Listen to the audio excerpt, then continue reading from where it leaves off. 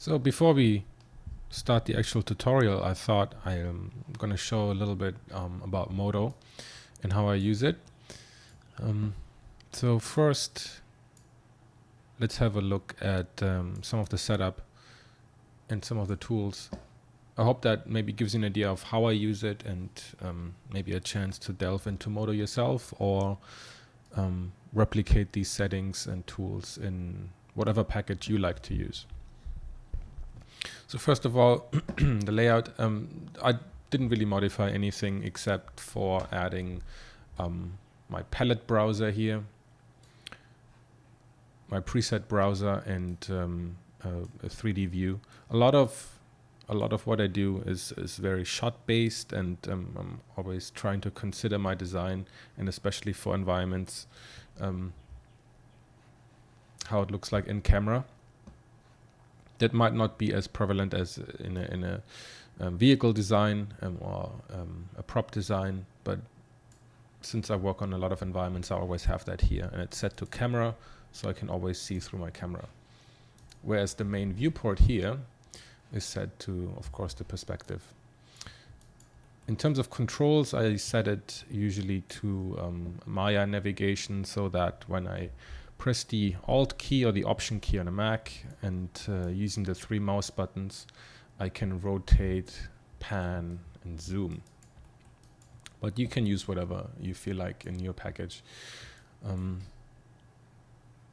So yeah, that's that. I also build a lot of presets. So by default, Modo can't read OBJs or FBX files and give me a preview. You need to convert it into a preset, and then you get like a little icon here, and you can drag and drop into your scene. So that's very useful and speeds up your workflow a lot. In terms of the overall tools, there's only a few main ones that I really use on a day-to-day basis, so we can quickly go through them. To place any object, I usually hold the Shift key, and then in the basic panel here, I can just click on the cube, for example, and it will place the cube. By default, it's I think 1 by 1 meter. Now that we have clicked on, or now that you've dropped it in here, by default it's an object mode. So by pressing the number 1, you're now in vertex mode. Pressing 2 gets you to edge mode. Pressing 3 is polygon selection.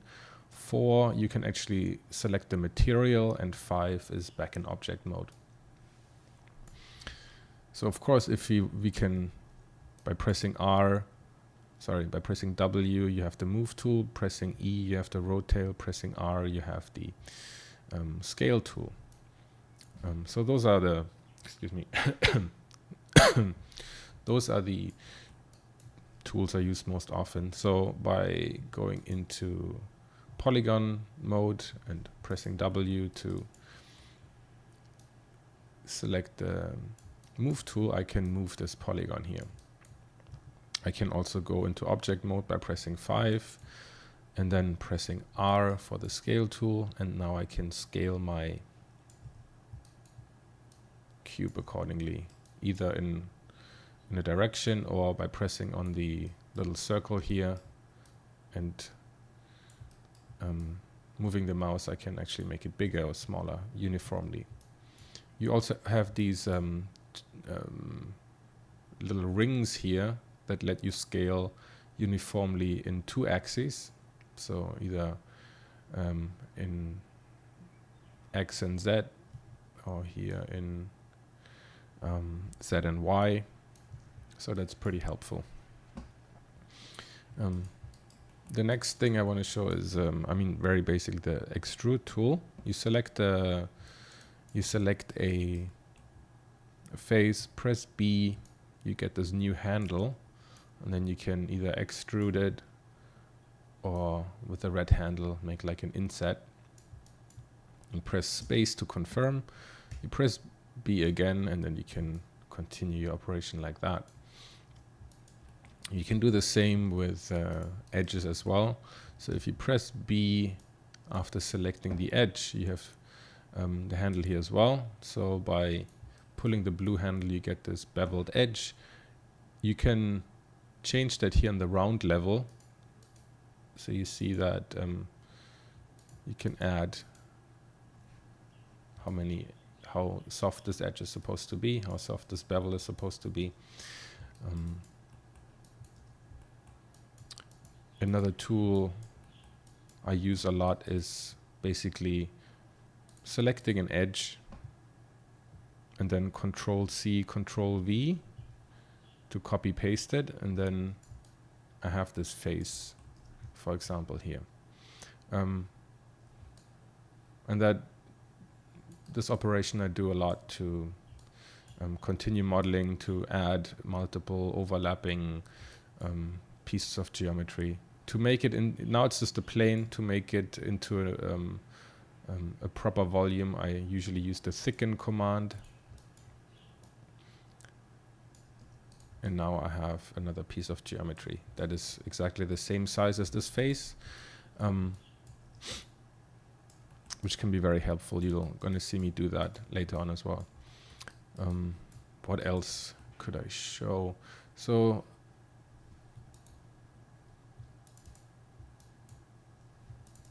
if I select this and here I go to edge, I can add an edge loop. I hope you can see that. It's a good way to add more geometry. You can also do that if you want to really add a lot more at the same time. You can go to mesh edit and use axis slice, and then you can define how many you want in which axes. So here now I have 20 cuts in the Z direction. I can add another 20 in the X, but maybe it's better to do it in the Y direction for this one so you can see it better. So now I have a lot more geometry here to play with. What I also like to use is the fall off. So it's based on a selection, and I can choose how the polygons are affected. So if I have every polygon, every face selected here, and move the tool and move the entire thing, it moves everything uniformly. But if I use the fall off, for example, a linear fall off, you can see that, hopefully you can see how one side is more affected than the other.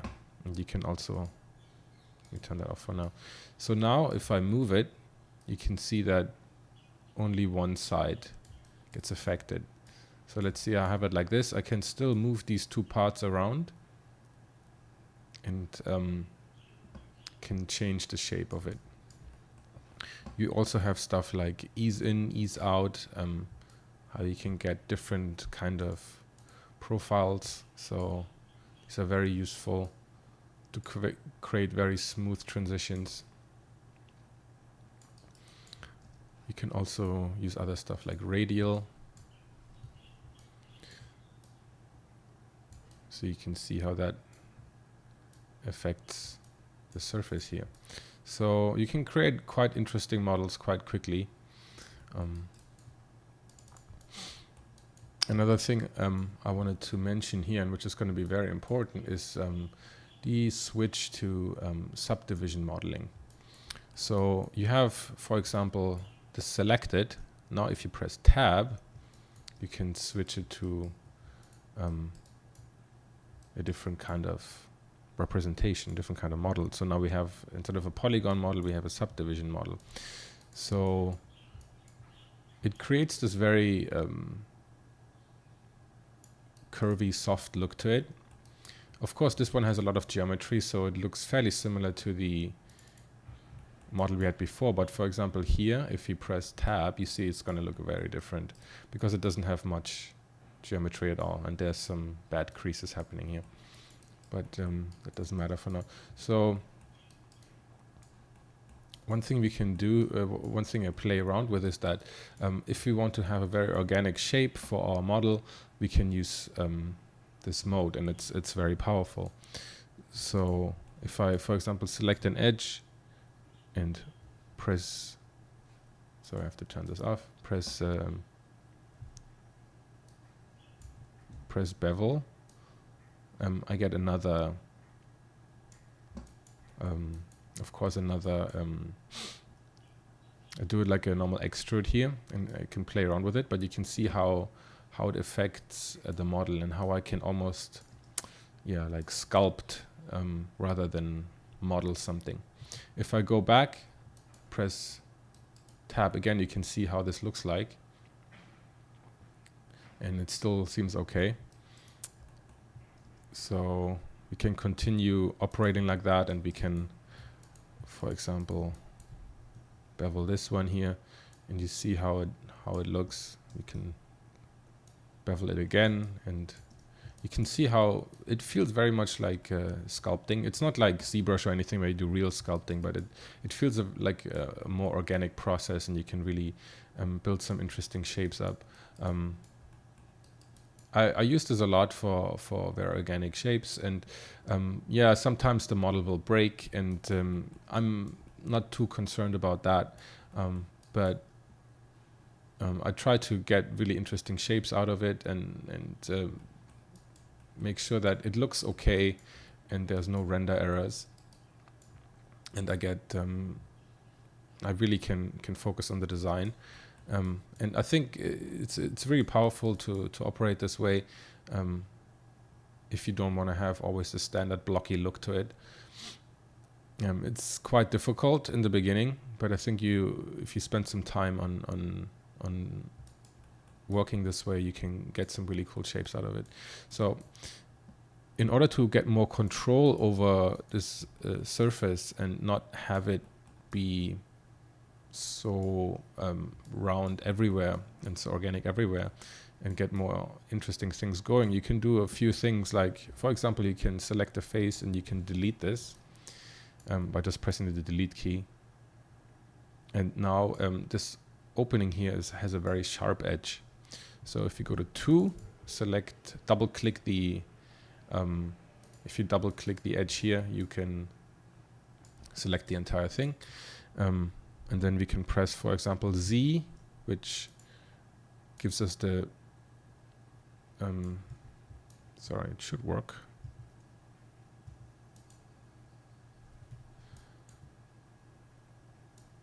Yeah, which just gives us, let us basically extend the edge. We can do something like,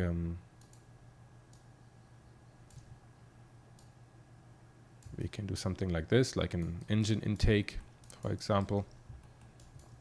We can also, for example, take this. So if you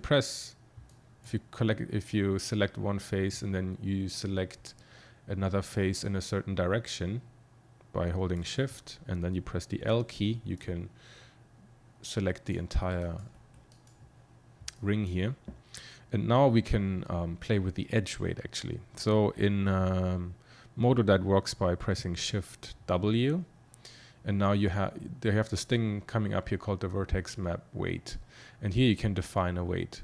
By default, it's set to 0, but if you key in a number like, let's say, something close to 100%, like 90 or 95, and then you click with your cursor again on the selected polygons, you can increase the weight for that particular area. So now here it's a bit hard to see, but let's try that one more time in a different area. So we select these two, press L to select the entire ring, and then Shift W, click.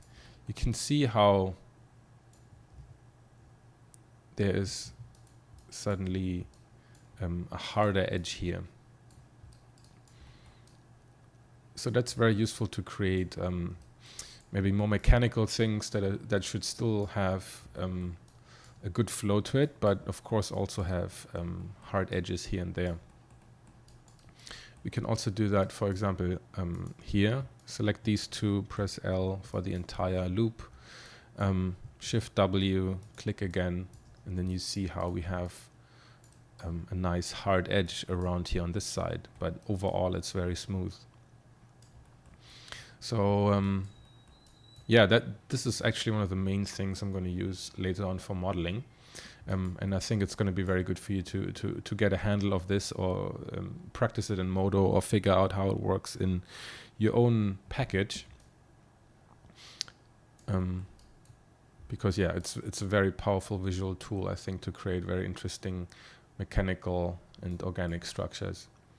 So the thing is, though, if you want to get this out of Modo, for example, if you want to export it to an OBJ or FBX, you're gonna lose this subdivision modifier.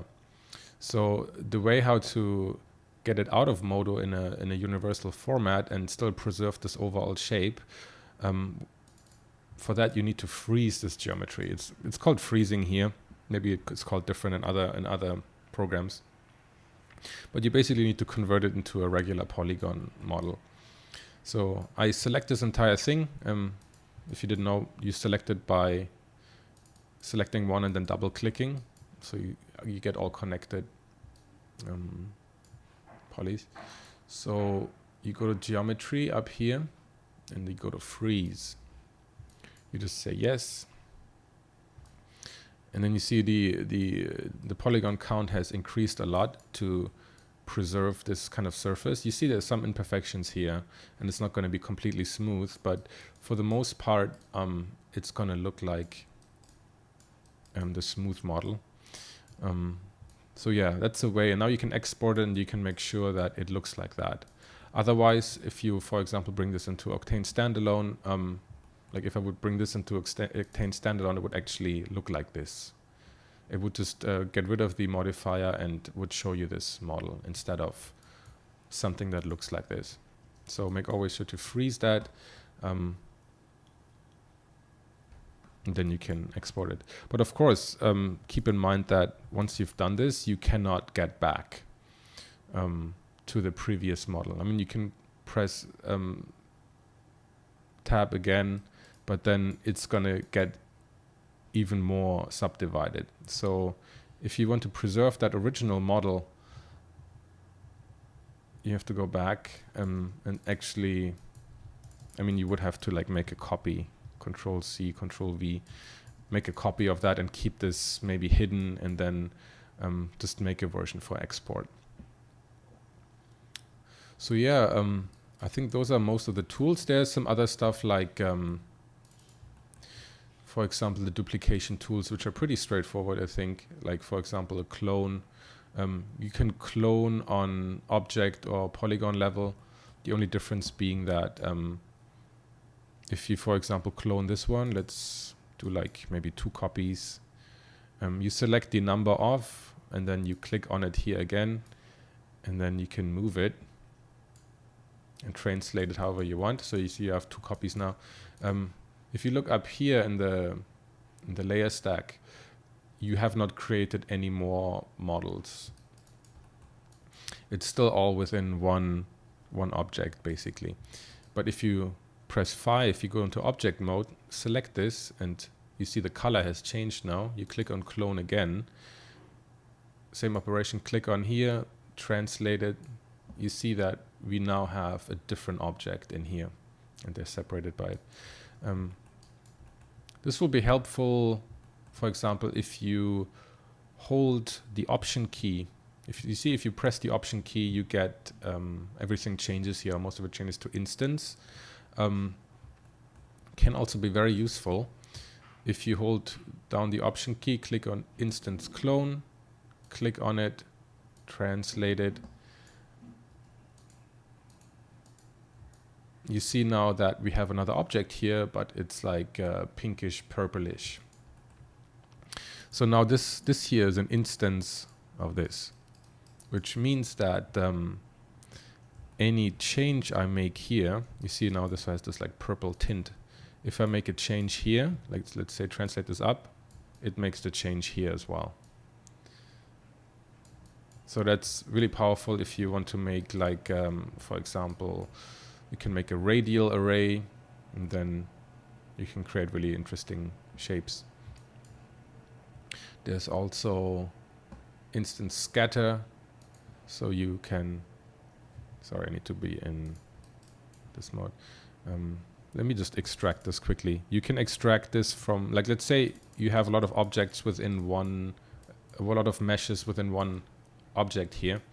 You can select one of those, press Control X, and then you press N to add a new object in here, and then press Control V.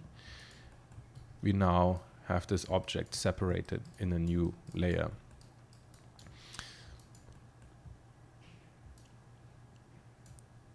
So now I can, for example, do like an instance scatter. Yeah, we have 8 pieces. So you see they're being scattered around. You can set the range, how much they're supposed to be randomly translated up, left, like into X and Z.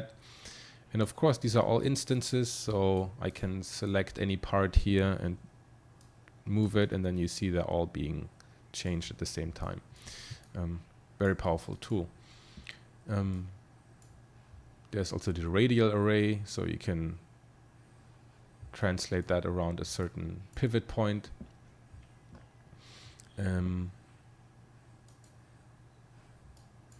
There's also one last thing I wanted to show is a very nice deformer tool that can instantly give you, sorry, you have to go on the deform, instantly give you like a circle. So if we select, for example, let me select this one here. With the middle mouse button, you can get this lasso here, which is pretty interesting. So with the middle mouse button, you can select this and it will select everything that's in front and behind. And by pressing the Control key and drawing the lasso, you can deselect it. So now I have this part here, this square of polygon selected, but I want it to be really circular. So you can go on the deform to radial, click on that, and then click here, and then it will make a circle out of it. We need to change the edge weight here. So press Shift W, click on it. And then you see we have a perfect circle here. We can do a bevel, shrink this a bit, bevel again, move it in, and you see now we have, sorry, now we have a completely circular inside here, which is very cool for like airlocks or doors or anything you want to do, some kind of screws. Can also select this in a loop, and then if you press, so right now the selection, the gizmo here conforms to the world. By pressing Alt and S, you can have it conform to the selection here. You get this thing, you know, you can also do a drop down and do it there, but pressing Alt S is quicker. So now you can move this in the right orientation. You can bevel this, I mean, do whatever with it. By pressing Alt S again, you switch the gizmo back to the world orientation. So yeah, that was lots of random things here.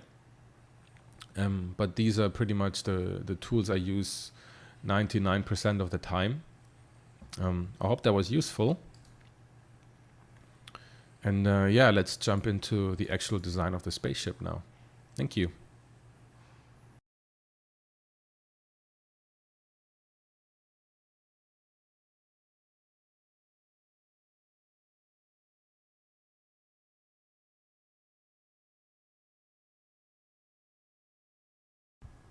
Hello and welcome to my new tutorial. So this time we're going to look at vehicle design, particular spaceships.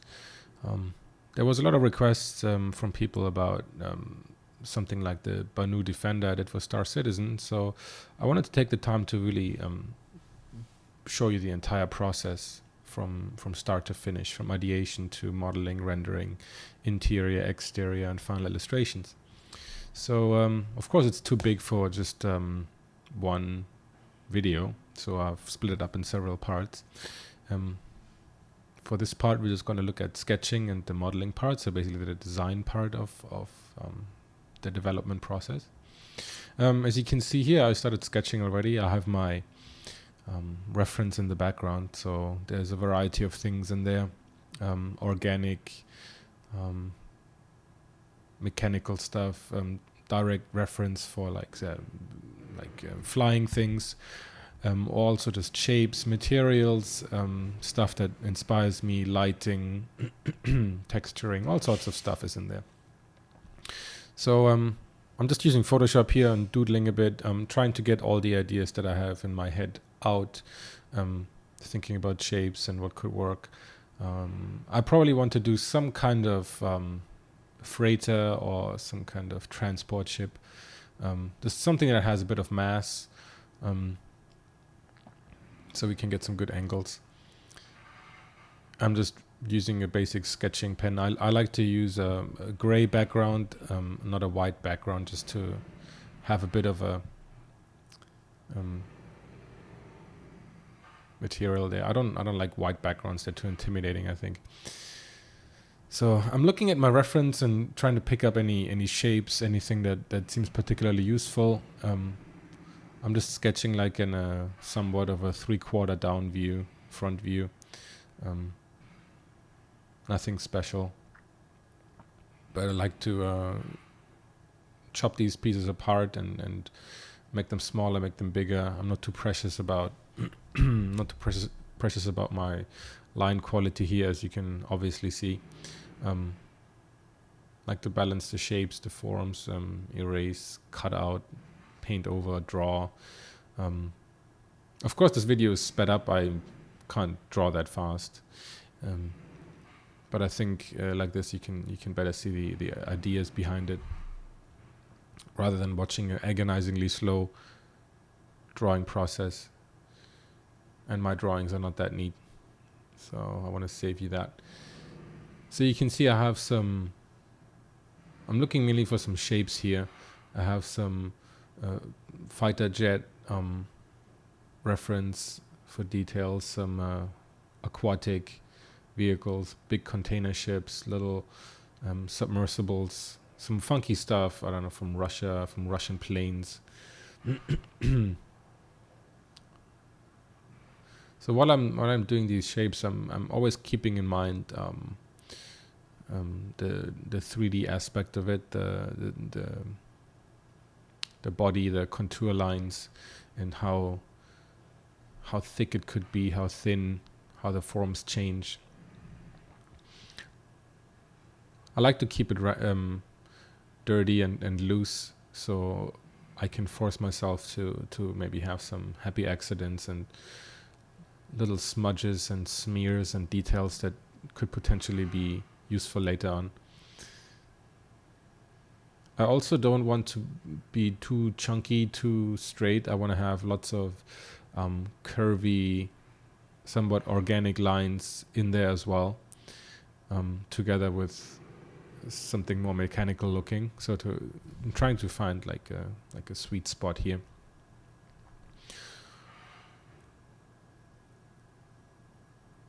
And also what I like is just a mixture of thicker lines, thinner lines, to get a nice balance and make it feel like nice and sketchy and loose.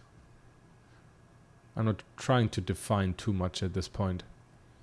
And I'm not too 100% focused on, is my perspective 100% correct? That I can that I can do later when I clean things up, if it will ever. Trying to look at more reference, trying to get some more inspiration.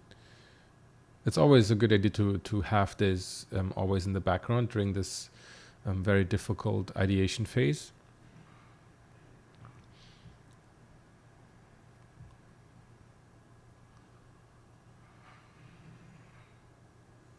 See, I'm trying to define kind of the bulk of the ship. Since I want to have some kind of transport, I guess the cargo or wherever the storage would take up quite a large chunk of the ship. So I'm also thinking like, oh, maybe the ship could be made out of lots of containers. I mean, like those big container vessels. Trying to see if we can put some repeating elements in there. And of course, antennas are always nice. Pointy things. I'm not trying to go too I'm not entirely sure about the nature of the builders yet. I don't know if it's going to be an alien ship or if it's going to be something more human that you can imagine humans can have built or fly. It can be actually quite a huge consideration. If you're tasked to develop like an alien ship, then of course you have to always keep in mind like, oh, does it look too human? Is this like shapes or colors or graphics that look too humanized? Trying to add some exhausts. If you put some exhaust, it always looks cool. I'm still pretty flexible in terms of if this is actually going to be the front view or the back view. Right now everything is still pretty much up in the air. I'm not defining the absolute final look of a vehicle here. It's going to be more of a rough idea, a starting point.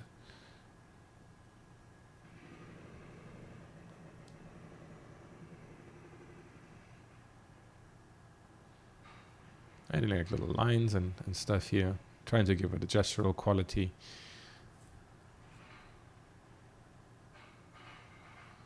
Trying to define a little bit the contour lines, any kind of graphics that are on it. Not because I'm following a particular defined process here. It's more about jumping between things and trying to find something that works. And trying to follow just my brain here in where it wants to go and what it wants to do, where it looks like I need to define some things. In terms of how many to do and how far to take them, these are often questions I hear. I mean, I usually fill a page, and then if I feel like, okay, I haven't really found the one that really speaks to me, then I'll probably continue with another page if I still have ideas that I feel like I need to get out. Or if I feel like, okay, now I have done a lot of angular ones, now I want to do something really curvy and like almost like speed form, then I'll do those.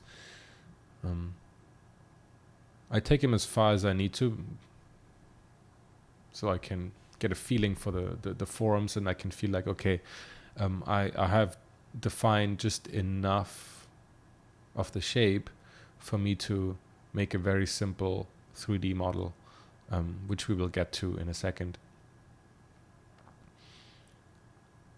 You see, this one is a lot more curvy, it has a lot more compounding,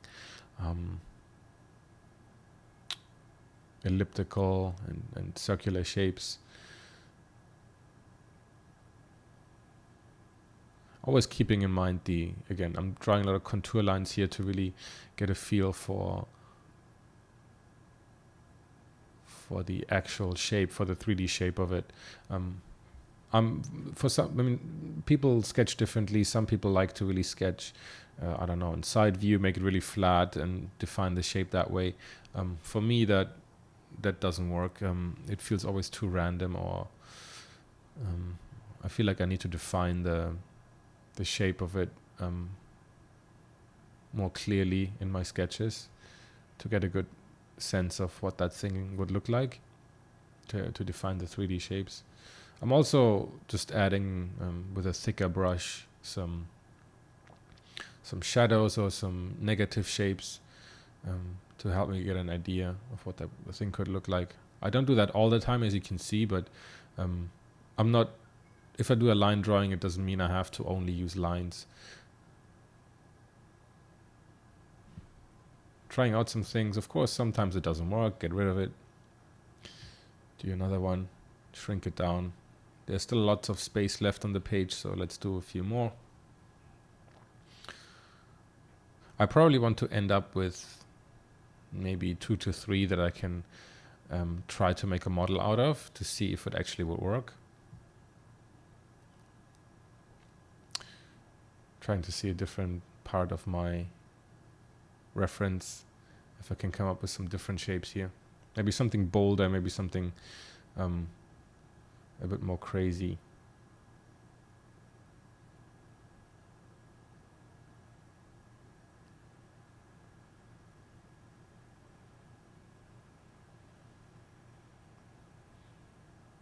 Or maybe not. Trying to see if I can do anything with those whales that have a very nice, like a speed form almost. Very simple but very powerful, bold design.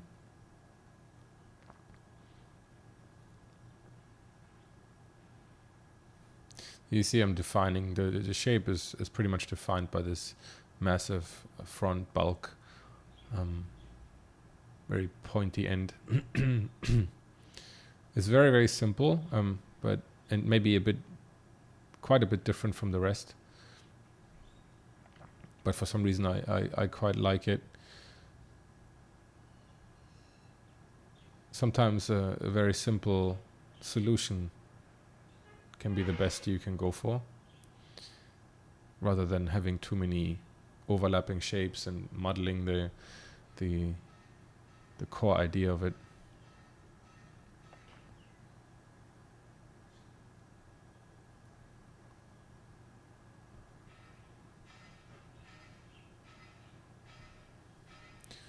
Just using a white marker here just to define the exhaust, because that always looks cool.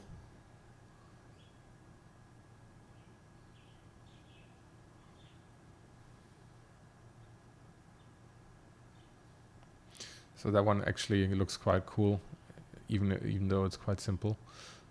Let's do a couple of other ones. See if we have anything by the end, by the time this paper is full.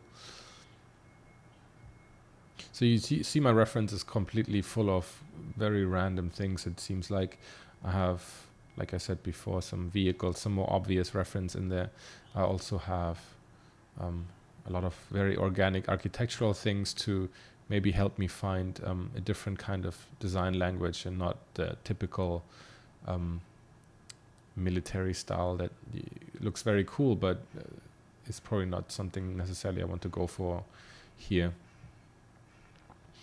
So yeah, I have like some Gaudi architecture in here, some very interesting organic shapes that can maybe help me define a new kind of design language, or just change it enough so it looks a bit different from the rest. Also some other artifacts, museum pieces here that have very interesting textures, very interesting materials, even shellfish that can give me ideas for like new patterns, or again different kind of materials. Now I'm trying a bit more different random things to help me just stop drawing the same things over and over again, which kind of tends to happen.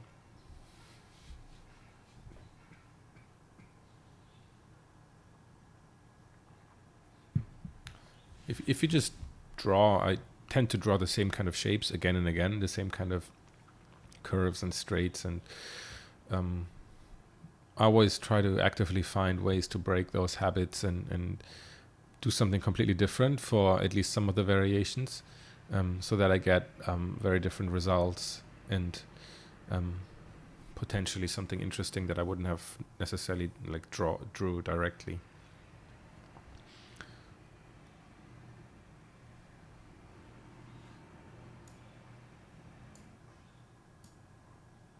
So here we have some yeah, almost like industrial looking thing, like exposed piping. Still experimenting with shapes and forms and ideas. Maybe one is like, you see, one is more sleek and covered and futuristic. The other one is more like a obvious, like kind of freighter. Other one is a bit more industrial, has some pipes exposed, and maybe looks a bit silly, but maybe more gamey, but can give it a shot nonetheless. It's mostly about, this process is mostly about getting everything out on paper and seeing pretty much everything that we don't want to do, and try to drill down to the design that we think is gonna have merit.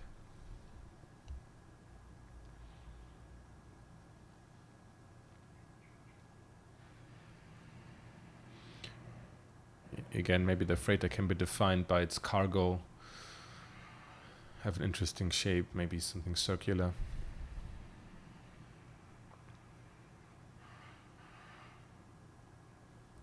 Using again a bit of the paintbrush here, thicker paintbrush, to define our shapes and erase and use negative shapes.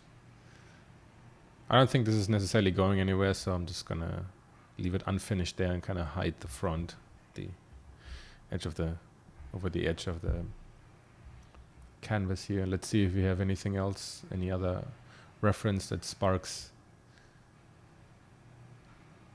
an idea in us.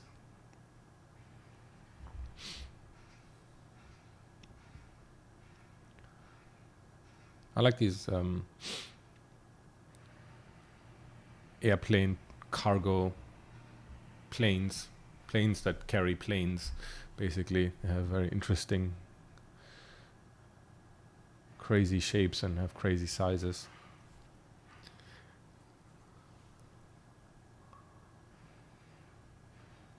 Some of this reference will also inform later on about our choices of colors,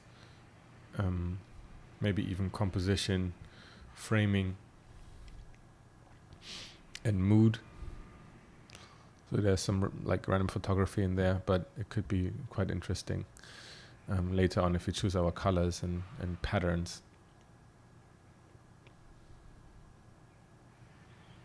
Now I'm using, again, different sketching here, doing lots of details. To see what we can do there. Maybe something more inspired by those underwater vehicles. They're very cool as well. Exploration vehicles with lots of like camera setup and robotic arms and lots of cool details and shapes.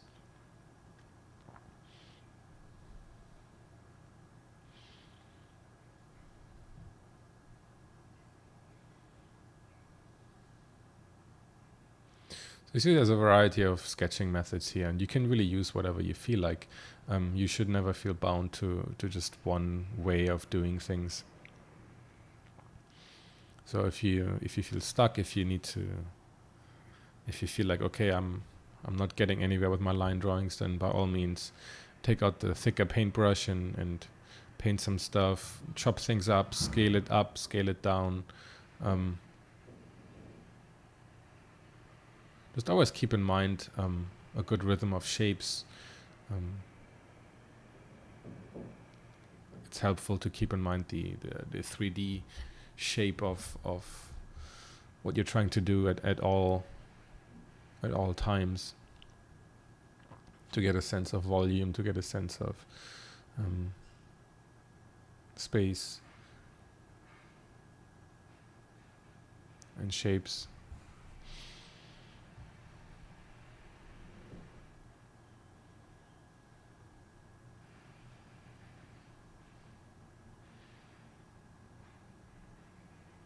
Again, contour lines are very important. They help us define the all-over shape, the all-over surface definition of our vehicle. So for this one, I quite like the relationship between the tiny part in front, which is probably where the cockpit is, and the quite chubby, massive, maybe storage, maybe tank, maybe whatever in the back that can carry something, or whatever we feel like is included there. We can make up a story later.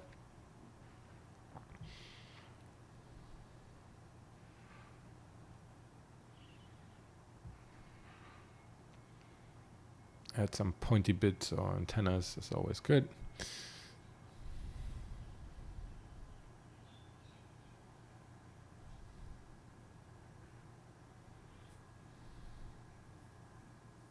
But here I decided to keep it simple. So I think our page is getting slowly full, and I think we do have some candidates that I want to take further. So at this point, I think the 2D sketching stage is done. I have gotten all my ideas out. So as a next step, I want to probably take 2 or 3 of those and bring them into 3D and make a very simple model out of it.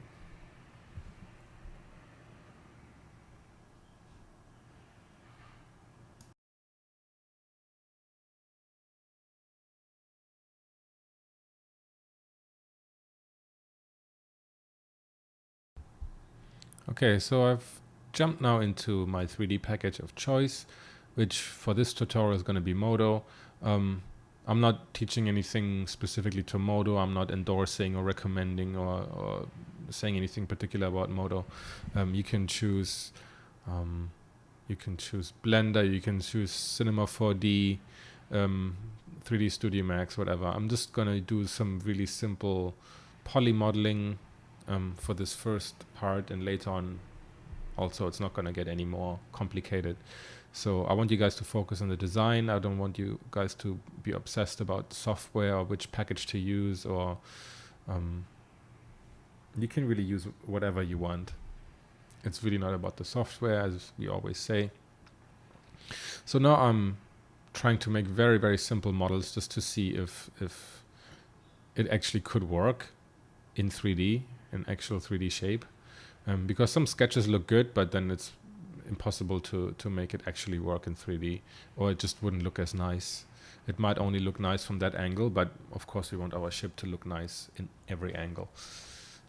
So now I'm doing the one in the top left corner.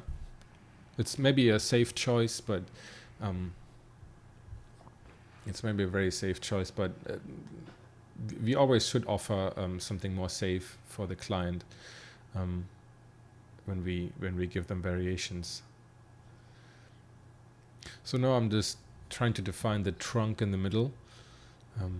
Again, very, very simple. I'm trying to use as simple tools as possible, as few polygons as possible. So I'm seeing it's just a couple of boxes that I'm extruding and pushing around. I'm trying to get to the essence of that design without really adding any detail. Trying to find a way to interpret my doodles and my sketches into some actual shapes. So of course it's very helpful if you have a good feeling of what that thing you define would look like in space, in 3D space, I mean.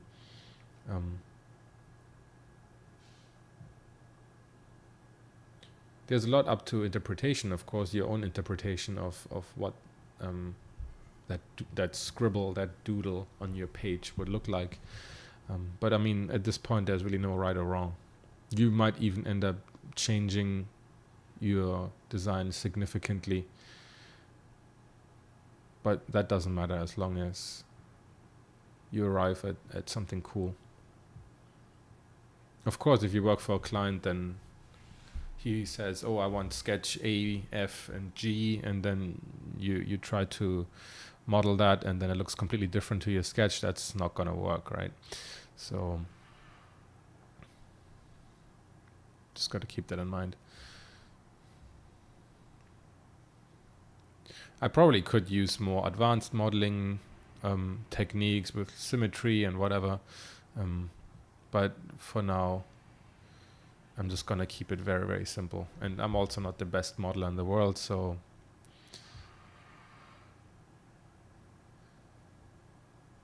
I'm gonna define here the engine parts that are kind of hanging off on the side. No idea how they are connected. I probably don't want to bother about figuring that out now because it doesn't really help my design at this point. I just want to define the main shapes, the proportions of it.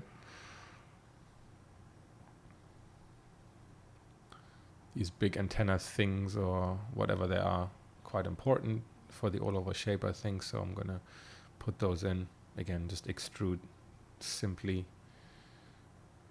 I mean, pretty much the only command I'm using here is the extrude command and copy pasting some faces and stuff around. Just mirroring this engine because of course I don't want to do it again. I just want to mirror it quickly. Just checking the all over proportions, relationships from the trunk, the body to the engines. Very important here, and maybe something I should have mentioned before, is that when I start the scene, of course I bring in my sketches, just drag and drop, or however it works in your package. But very important is that I have a ground plane and I have a little human for scale standing on there. If you design a ship or a vehicle or anything that is supposed to be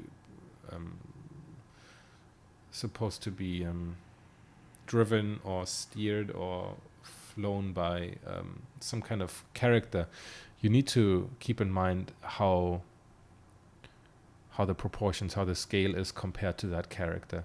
So it's absolutely essential that you drop in, before you start anything, you drop in a human size or alien size or however big that character is that is supposed to drive your vehicle, and put that in there, and that you can always evaluate your design compared to that human, to that character, and then you will get a lot better idea of what you're doing actually.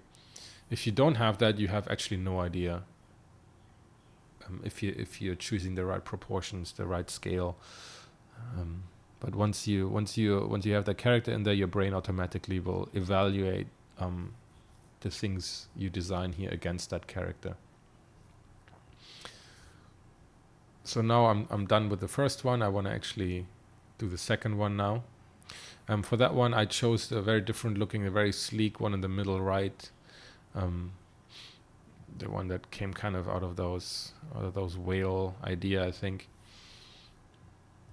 So I defined that long, sleek body, and now I'm just doing that, I don't know, canopy,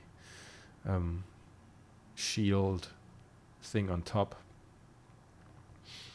Again, very, very simple poly modeling, just choosing a block and extruding it, copy paste, extruding again to get top shape. It's like 10 polygons or whatever.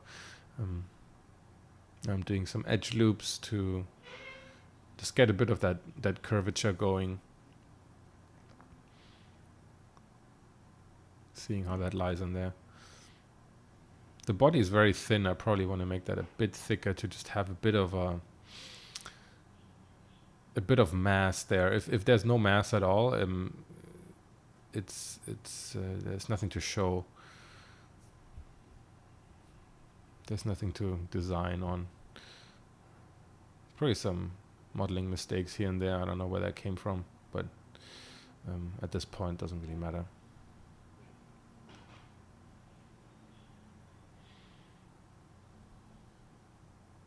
Again, I'm not the best modeler. I just kind of use the tools that get the job done in that sense, and that I can express my design ideas with as easy as possible.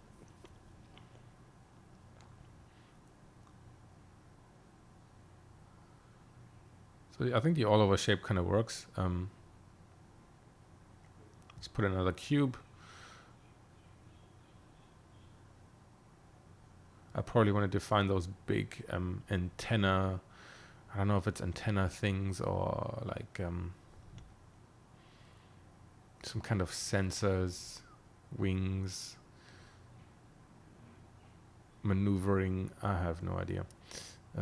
But it's a pretty big part of that design, so I just want to bring those in there.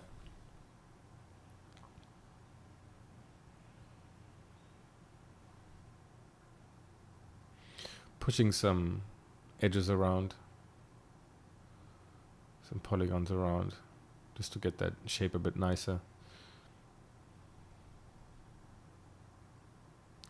Just organizing my layer stack quickly so I know exactly where my variations are. Probably still need to do the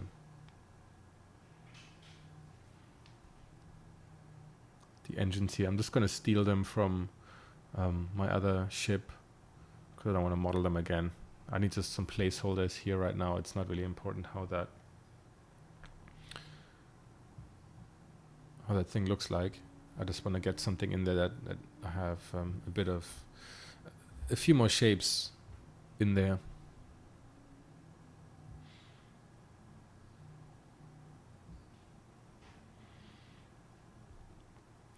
Just checking any last minute changes for the shape. It looks kind of like almost like a squid or something with those tentacles trailing behind. It's quite cool. Let's see how it relates to our character, make it a bit bigger maybe.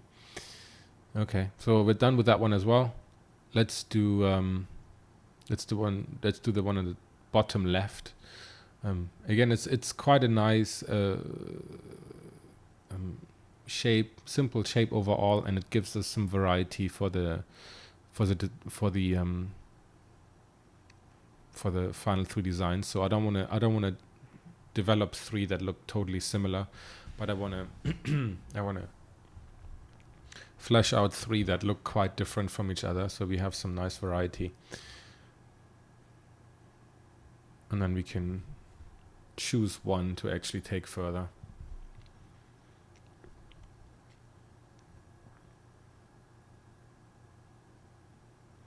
Just trying to define the trunk of it, the body, the main shape, and getting those angular, these I don't know what they could be yet, these angular intakes or wedge shapes that are kind of like stuck in there.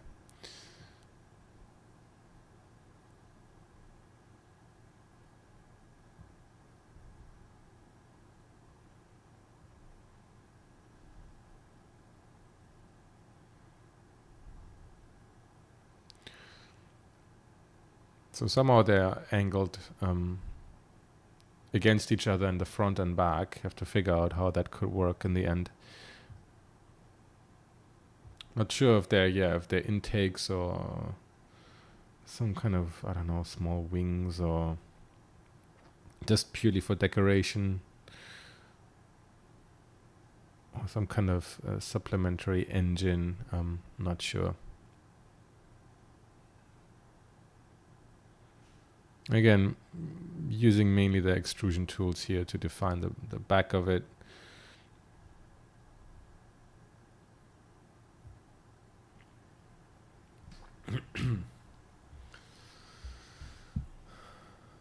I'm beveling the edges here in a very rough way to kind of get away from that super boxy shape, but have some nicer angles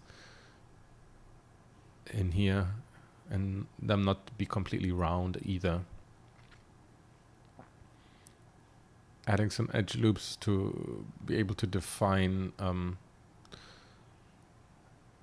our contours a bit better, to get some more control in there.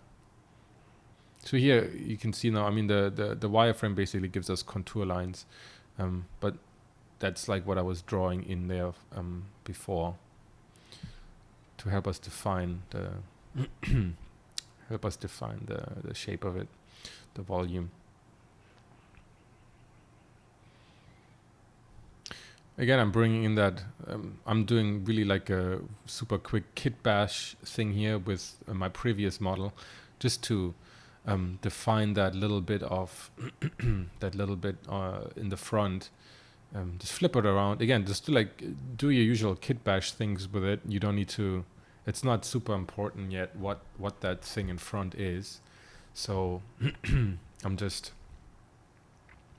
bashing in what I did before to save time, because at this point it's really not important. So I'm also stealing something from the other ship, from my, I don't know, squid ship,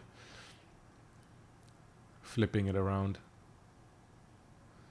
Just kind of just using it as like a cover. It actually looks pretty similar to what I have doodled in there, so that's good.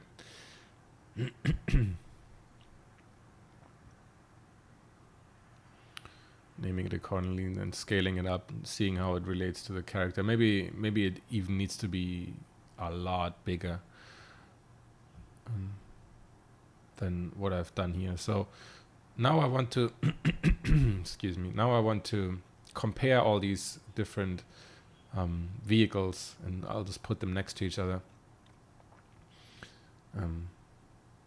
so I can evaluate them better. I'll try to have them all facing front, even though for the squid ship, how I'm gonna call it now, I'm not entirely sure if maybe I should flip it around. Maybe the the part without sensor antenna things should be the front. I'm not sure. So now what I'm actually want to do, since I want to have that curvy organic kind of quality compared to the mechanical bits of it, I'm actually using a bit of sub-D modeling. So I'm selecting the model and pressing tab in Modo. There's other ways to do it in Blender and whatever programs to basically get a subdivision model. The main thing I use to help me define those shapes is the edge weight. So I usually would have two states. If you just press tab, you just get the normal subdivision model, but then you can actually select some faces and you can set the edge weight to something like, let's say 90 or 95%, which will give you quite hard edges but preserve the sub-D model like you see here, and you can define some more mechanical looking things with that. You can do the same not only with polygons, but you can do the same with edges to give it a different weight. In Modo, you press Shift W and then you define your edge weight, and then you click on the selected faces or edges again, and then you can get like you get that curviness, but you also get some parts that are have a bit more of a sharp edge quality to it.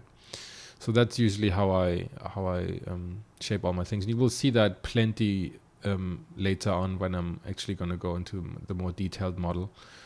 I'll mention it again, and you'll see in more detail how that will work, because here it's rather fast. So you see, like, I want to have the front kind of a bit sharper. So I choose a stronger edge weight and then kind of bevel it, extrude it to get exactly the edges I want. I'm not too concerned anymore how this would look like if I turn the sub-D modeling off. I'm mainly concerned with how the shape here looks. If it breaks, it'll break, but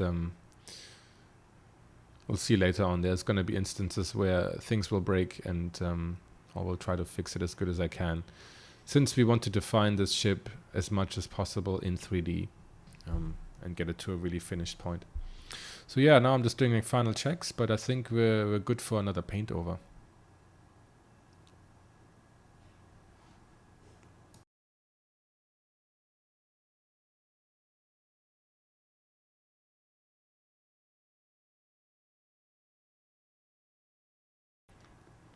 So now what I do is usually just take a quick screenshot from my viewport. You can also just do like a quick render if you want to do, or like take a screenshot from Eevee if you're using Blender. But basically right now I want to just bring back some of that sketchy quality into that 3D model I did to do a final evaluation of if this would really work. So if I'm on a client job, this process would go back and forth probably a couple more times before we settle on a final design. It depends on how many iterations, how many design, how basically how much the client trusts me and how many variations he wants to do. Like you could also take this base model and then do, let's say, okay, let's do another couple of variations on that model to see what kind of possibilities for details and secondary shapes we have with this main shape. So that could also be the case. And then maybe you do another case and they say like, oh, okay, let's take variation B or whatever. Let's take the model a tiny bit further. And then let's do another paint over variation. So it can go an insane amount of times to define all this stuff before you actually spend a lot of time on the final model and commit to that, because I mean that's gonna take a lot of time and be very expensive for the client. So they want to be sure that they have done their due diligence to explore all possible options of where this can go and choose the best one. So I'm doodling here a bit. I'm basically painting over it very roughly to see if we can define the shape a bit further. I have that sketch down there to remind me of what I initially started out with, drawing some contour lines to really get an idea of what these shapes, how these shapes could work, these twisting shapes. So again, just doodling enough so I feel comfortable. Basically, I feel comfortable about, okay, I can now go back in 3D and I figured out all the main shapes. I'm pretty sure of their structure. I mean, there's gonna be little changes here and there, but I want to be pretty sure of the overall volume, of the overall shape and proportions before I jump and commit to really doing this. I'm probably noodling around way too much here on little details that I'm not going to see later on anyway. But yeah, sometimes you need to do that. Trying to experiment with the all over length and shape and doing little graphic things and potential patterns and anything. So now I've decided that I want to abandon the first 3D, this one, the first 3D one I did. I want to take a look at the at the squid shape, because I quite like the shape, the speed form. It's quite different. I'm a bit worried about I'm a bit worried that the ship does not have enough bulk, it's not thick enough for this exercise, so that I can show the right things. I think I want to take this ship further later on and definitely play around with it and build it into a full model, because I think it could be you could get some really nice designs, really nice shots out of it. So nevertheless, I want to spend like 5 minutes to just define a little bit further to see if it might be possible to do it after all. So I mean, looking back, I would have probably probably not done it. I wouldn't have chosen it as the final design as I have now. But at that point, you kind of need to go through the motions just to be 100% sure. Because I do quite like it, and yeah, sometimes it's hard to make a decision, and maybe going through this process will help you make that decision a bit easier. And I mean, just 5 to 10 minutes, and this is gonna be done. Trying to define some graphic patterns, because that shield on top is quite big, and there needs to be some sort of breakup in terms of secondary shapes, graphic patterns, some sort of mechanical indication, pointy things hanging off, making it more organic. You need to quickly consider all of these options.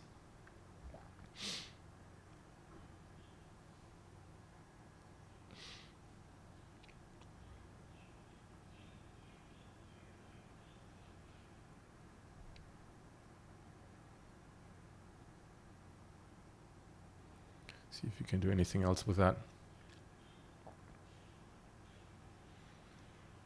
Playing with contour lines as graphic breakup, define maybe like a more mechanical part to it.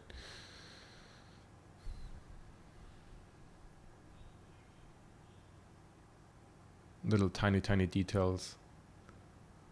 I mean, it's not really necessary at this point, but we all like drawing those, don't we?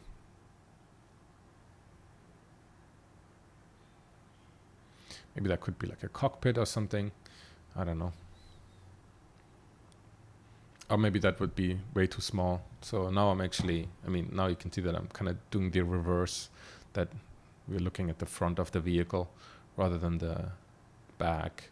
And those things are not engines, but intakes. But I mean, at this point, it doesn't matter. I can flesh that out later on, more detail. But yeah, so that was the sketching part. And now I want to actually go and model the first one in more detail.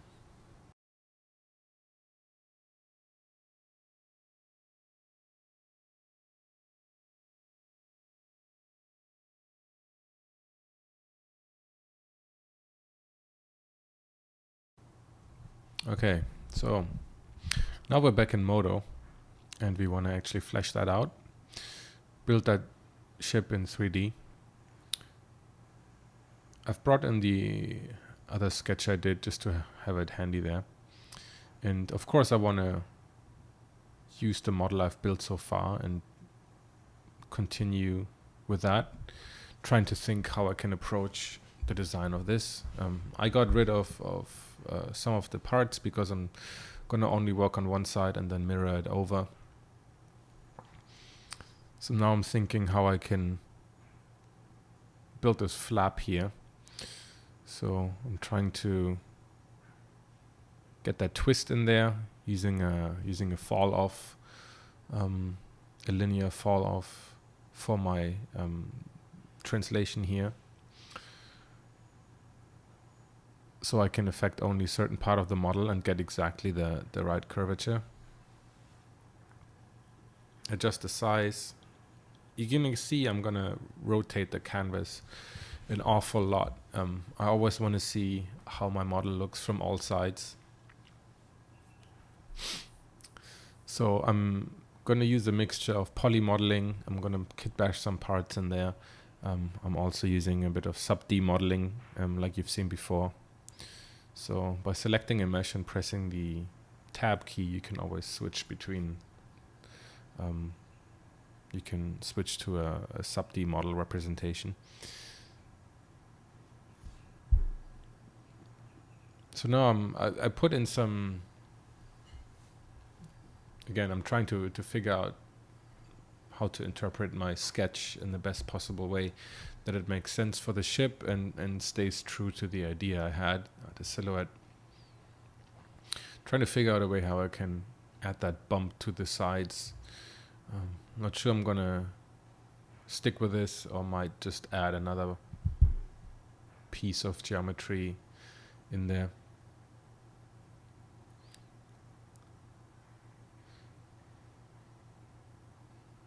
Trying to add that bump in a nice way. So again, like before, I'm going to play a lot with the edge weight.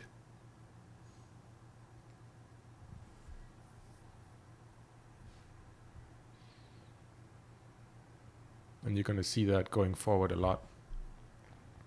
You see here, so I select a certain amount of polygons, then I press Shift W, key in the required edge weight, which I usually set around 90 or 95%, and click on the polygons again to get a harder edge, a more mechanical looking edge, rather than having it very curvy, very organic looking. So I can kind of get a mixture between some very curvy lines and also some harder edges. Like you saw here, if you delete the end of it, it becomes a hard edge for the exhaust, for example.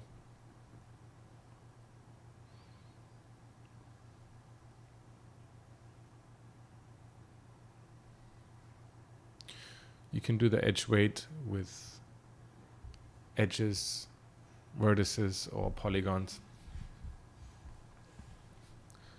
to get certain kind of look. So I made a cut here as well and extracted that ring of polygons there. Maybe I want to have the piece in front where the cockpit is. Maybe that's kind of like a towing vehicle for the bigger tank in the back.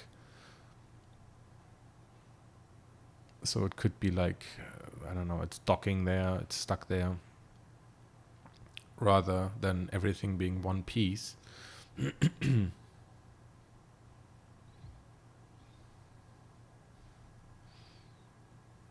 Still not too sure what this could be. Maybe some kind of intake, or maybe just like an intake looking thing.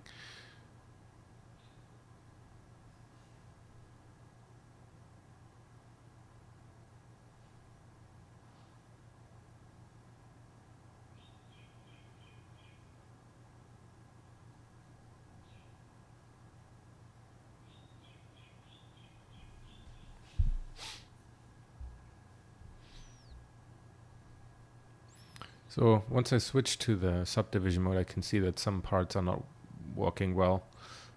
We need more subdivisions there, I need to bevel more. We need more geometry in those areas where it seems to be like breaking. So I usually jump back and forth between them, trying to see how I need to influence the geometry. Sometimes I can do it directly in the subdivision mode, but often this one, going back to polygon, gives me a bit more control over the process. And always if it seems like it's breaking, I'm usually trying to see if I can extrude or bevel to get a different kind of look. So you see here I'm beveling to get a different kind of edge quality to it.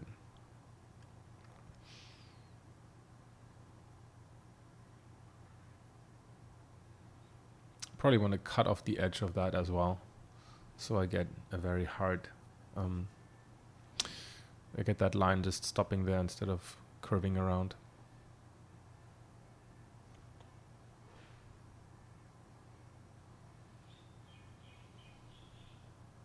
So now you can see that I can also influence the shape while I'm in subdivision mode, and it gives very interesting results.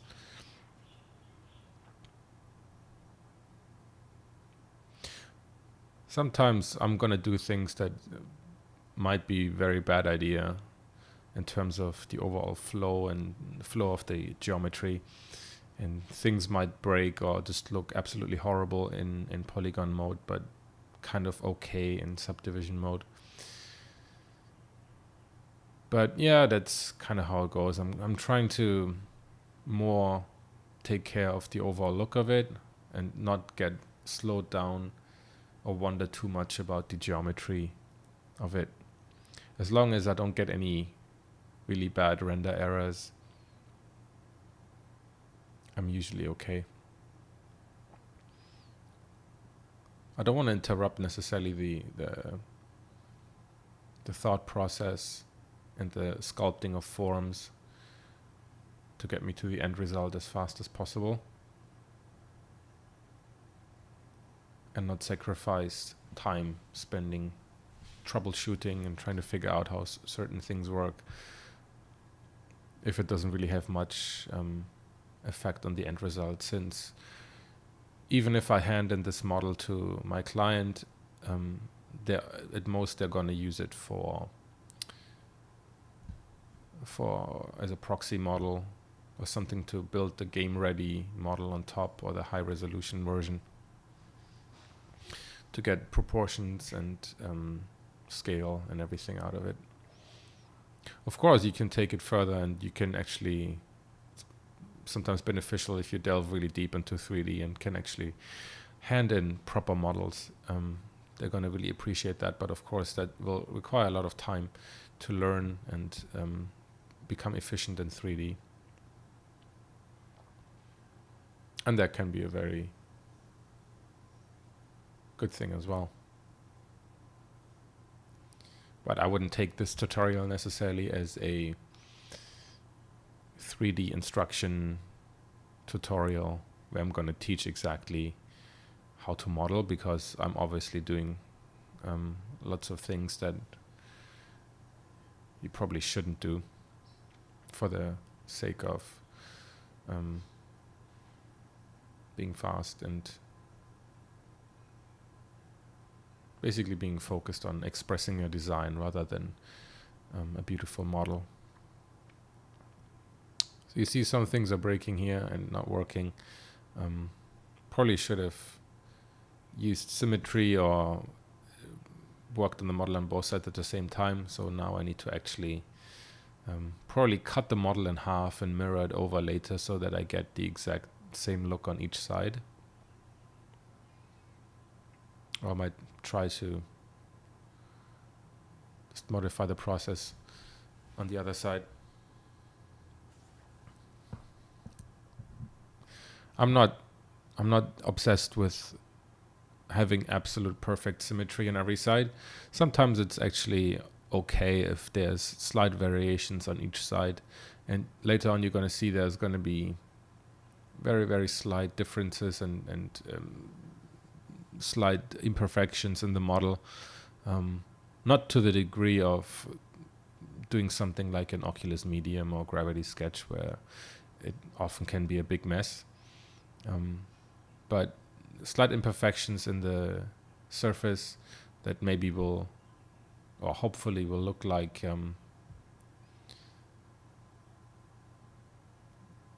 realistic surface imperfections. That might just be a justification on my part to get away with building a horrible 3D model, but well, it works for me.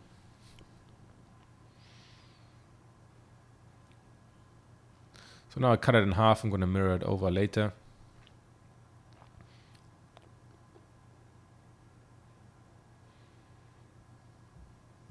You can use the regular mirroring mode. You can also use something called an instance mirror, where basically if I mirror that over, I can, whatever change I make on the one side will be brought over and changed on the other side as well. We're going to see that later. Now I'm just trying to join this entire side, join both sides together. So now I have a perfectly mirrored model. Trying to think about the exhaust. Extruding, again, nothing fancy here. Extruding to get these little details here. I don't know what they're going to be good for me, just like style, some shape, funky shape. So you see I'm jumping from part to part. I'm not really working on any part in particular until it's finished, but try to sculpt the overall shape everywhere at the same time. And I'm trying to see how I can break up this bigger shape into secondary shapes. See how we can deliver cuts, how we can maybe add different kind of material breakups in there based on the topology, on the flow of the edges and vertices.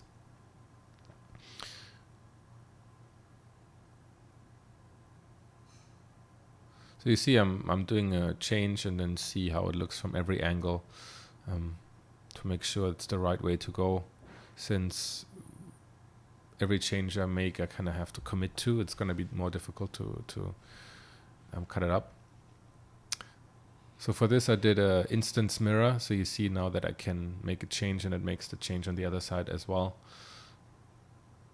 I can convert those instances later onto a regular mesh if I want to export it into something like Octane.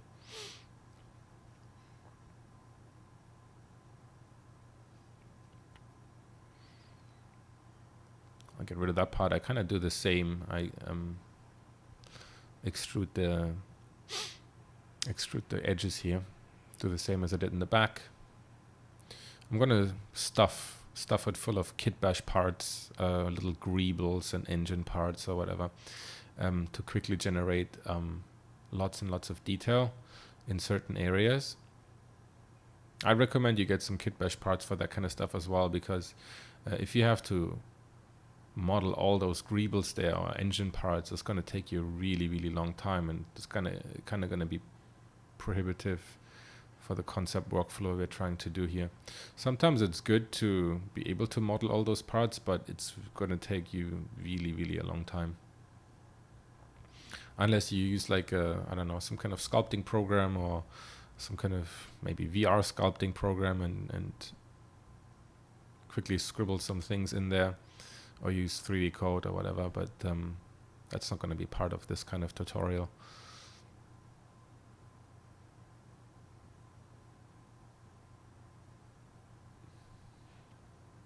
I want to be mostly focused on showing you things we actually use in production, and for at least for the kind of work I do, there's rarely ever time to model everything. I would get maybe certain parts, certain engine parts, or certain things that the client requires from them directly, or it might be modeled by somebody else, and then you just use those parts and bash it in there to save time and to be focused on the tasks that you're hired to do.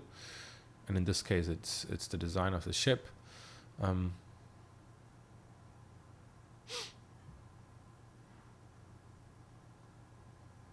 tiny adjustments here to close that gap.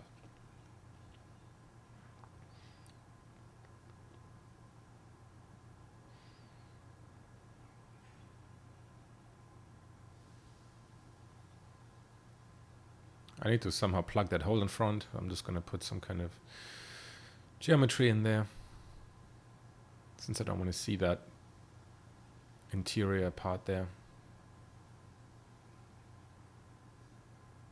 It's going to be useful later on, I guess, for adding, again, a variety of shapes in there.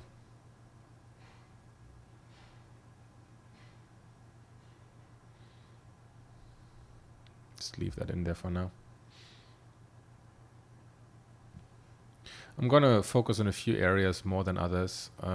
Probably the front area and where the greebles are, the engine parts are going to be more detailed. And other areas are going to be a bit more plain to get a good sense of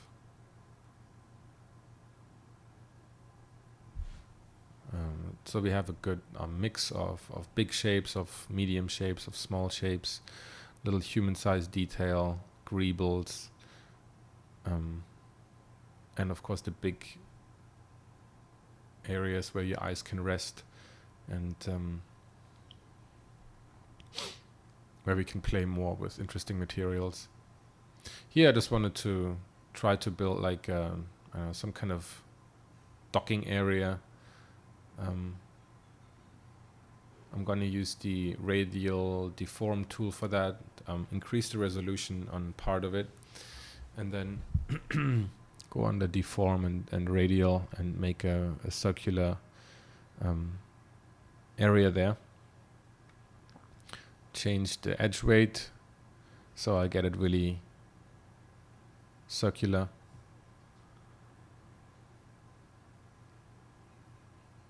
I delete that part so I can get a hole in there, extrude it. So now I have a hole in there. I'm gonna just use some kit bash parts later to plug that hole with some kind of airlock looking thing. Maybe it is not the best way, but this is one way how you can do it.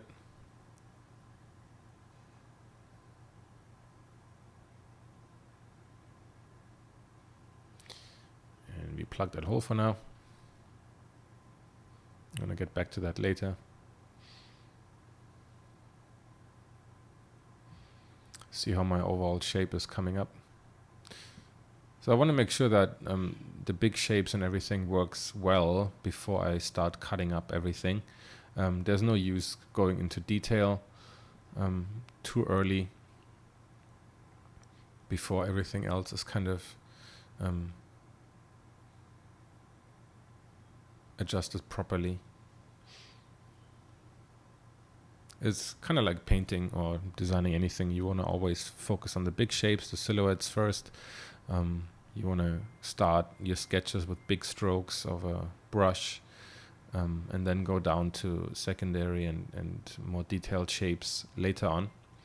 And it's exactly the same we're doing here in the 3D design process. So we're following the same kind of steps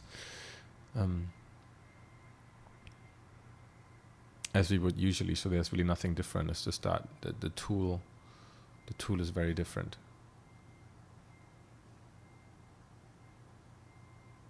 Trying to kit bash some more parts in there from the ships I previously used. I already built those models, and why not try to use them to quickly give volume and some variety to our front part here. I haven't really thought about in detail what I'm going to put there, but maybe those kit bash parts are going to give me like a quick idea, since the overall shapes of those kit bash parts I established before, and they are of course working.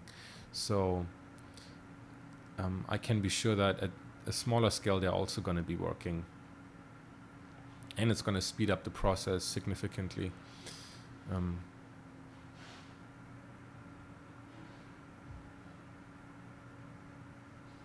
So why not make use of that?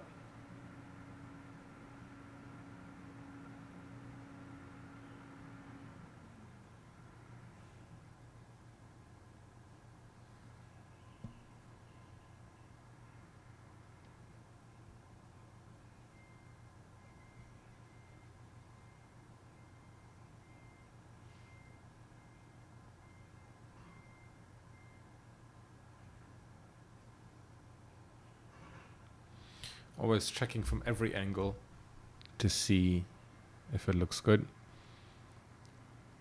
I probably won't spend too much time on the lower side of the ship, since I might not take too many shots from below there. And I mean, ships don't really have that many like details down there. Maybe I'll make some indication for landing gear, or some decals later on with texturing. We'll see about that.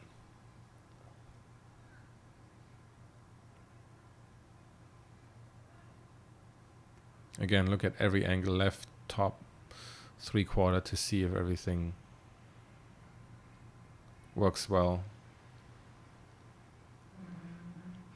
Maybe I want to give some secondary breakup to these kind of shapes, get some hard edges in there.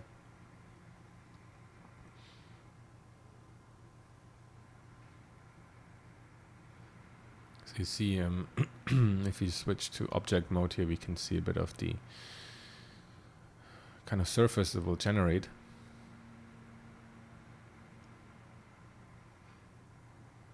Make a bit of an insert and extrude there, because, I mean, why not? Probably want to copy that one over as well.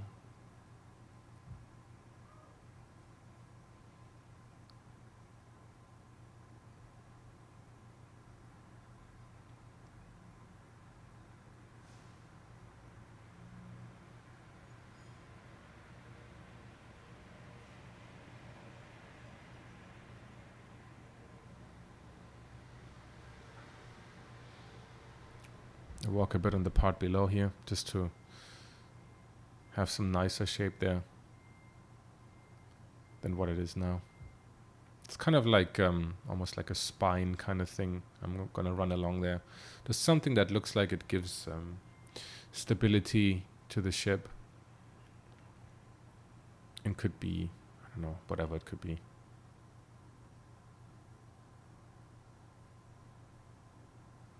I'm also kind of considering the flow of the objects here, the flow of the surface. So even though it's two separate meshes together that are intersecting here, I don't care about the intersection, that's fine. But once we actually add a texture there in box mapping mode, you're not going to see any transition between those two objects anymore. It's going to look exactly like it's one surface.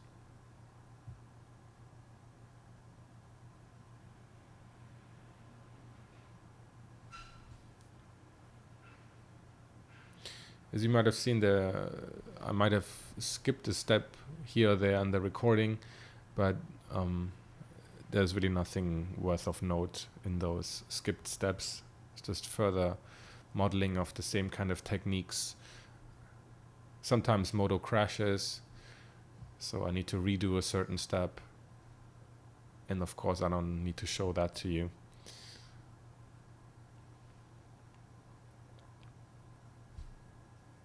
Trying to plug those parts however I can, so we don't see necessarily what's inside.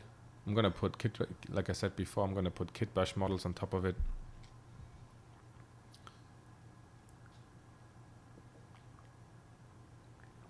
And it's going to be fairly dark in there.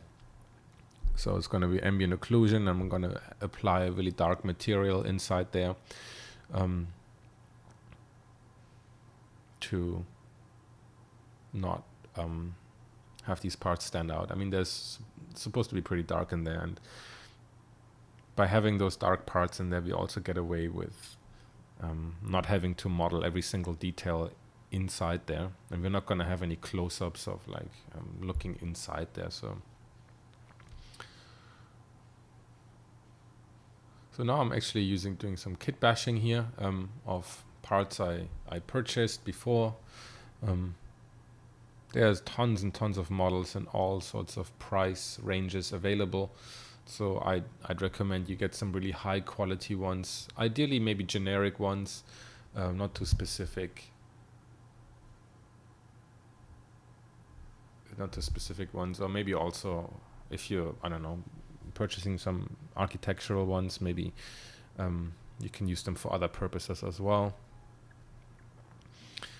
So now I'm building this kind of door here, circular things, circular models. You can purchase these, and often they might not actually be supported for the exact 3D package you're using. So sometimes people only give like Maya or Max models and maybe some interchangeable format like FBX or OBJ, and then you might have to change the file format or import them. I made presets for Modo out of most of the models I bought. So excuse me. So I can have them in my preset browser and quickly drag and drop them into Modo without having to load an external OBJ or anything. So that's very useful, and I'd recommend you spend some time doing that if you have committed to one or the other 3D package. Maybe some packages out there can natively display OBJ or FBX files, so you don't need to convert anything. But Modo doesn't. So you can see here I've populated the engines with kit bash parts. I'm using exactly the same drag and drop scale move in to just like put the models in there, and it's just stacking several models on top of each other to get kind of a nice rhythm of more highly detailed stuff, less detailed stuff. Sometimes models that I'm using are not going to work, and then I'll just delete it, and sometimes I only need a certain part of it and not the entire model. Adjust it, squeeze it, change it.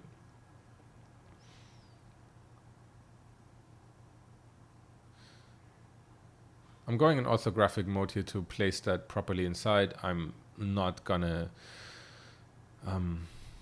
make sure that the angle is 100% exactly the way I need it. It's just like, does it look okay? Okay, then let's do that and move on. I'm duplicating it here to fill that up.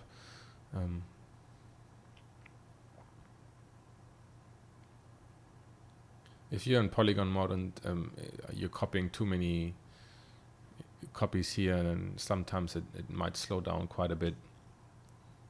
Especially with Kit Bash parts, you're going to add a lot of geometry, a lot of polygons quickly, so things sometimes can get a bit slow.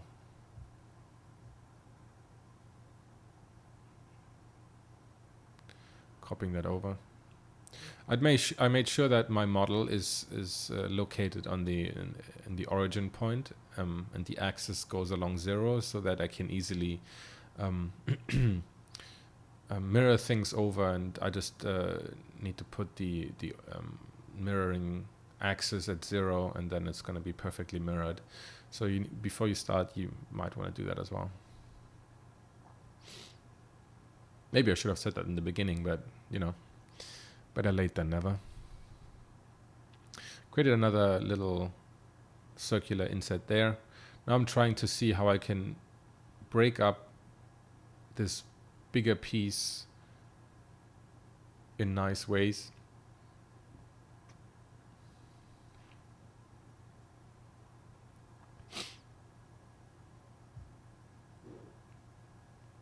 Create little cut lines, basically, of whatever they could be,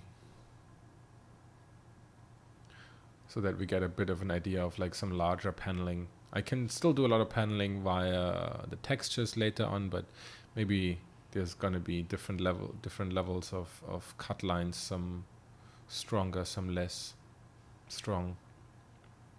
So that will also get us some variety.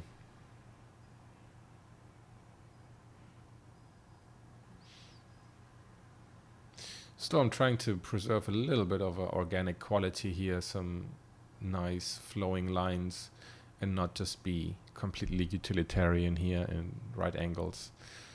This is not cut modeling after all.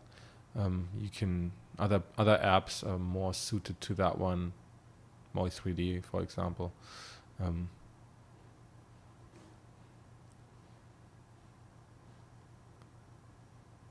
just trying to see how far I can get here with Modo and my modeling approach.